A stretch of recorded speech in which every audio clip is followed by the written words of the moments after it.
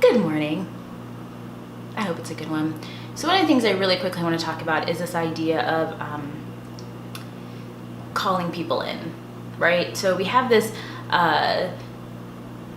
this habit of when someone has offended us, or if we feel wronged in some way, of calling someone out, of saying, hey, you did this to me and here are the reasons why. Now that is your prerogative if you want to do that, but I find that that's not necessarily most effective. One, because regardless of whether you're right and you are speaking your truth, which you are entitled to do, a person is a person. And if a person is being called out, they typically tend to either freeze up or become defensive. So I heard this great thing on a podcast I listened to called Stuff Mom Never Told You. And they were talking about intersectionality, which is a whole other thing that I need to do a video on, because intersectionality is so important to the feminist movement, to just being a human, understanding that people have to face different intersections in their life. I, for example, am a Black female, so there's the intersection of gender and race. Anyway, I'm getting off topic, but on the podcast they had this great concept of calling someone in.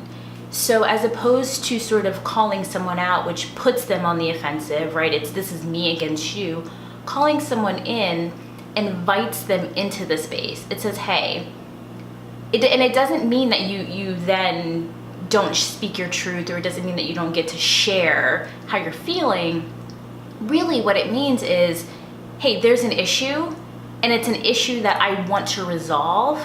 So the best way to do that is to invite you into my space, to let you know, hey, this is what happened.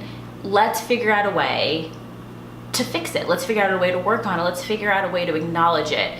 And I think what's really important too is a lot of times, I'm an advocate of speaking your truth, right? I think that's imperative above and beyond. It's so important for you to be authentic and speak your truth and to stand up for yourself.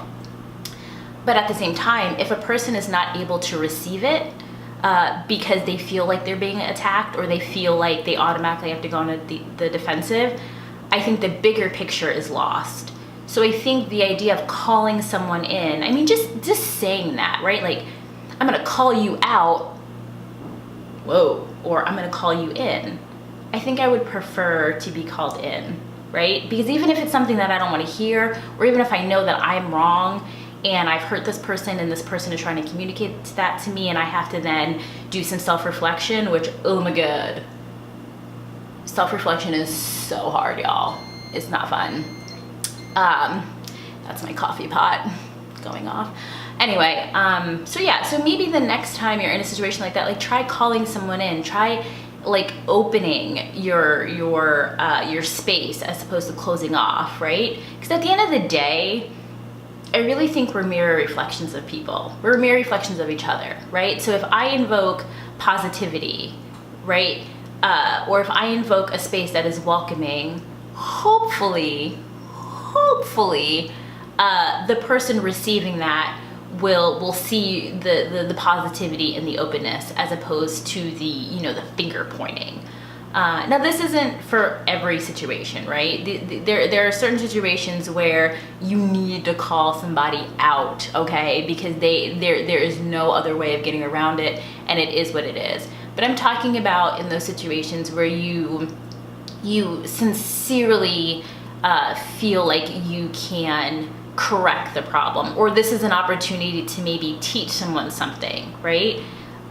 Because as a teacher, which is a weird position to be in, and I don't mean a teacher as in school, because I loved my teachers in school. I love school.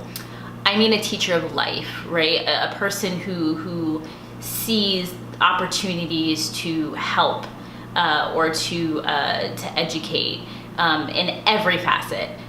In those moments where there's a teachable moment, it is much better received if the person feels like they can come in and it's a safe space. So that's my tip of the day. My coffee pot just went off, so I think I have to go make more. I've already had 3 cups. I'm calling in the coffee, calling it in.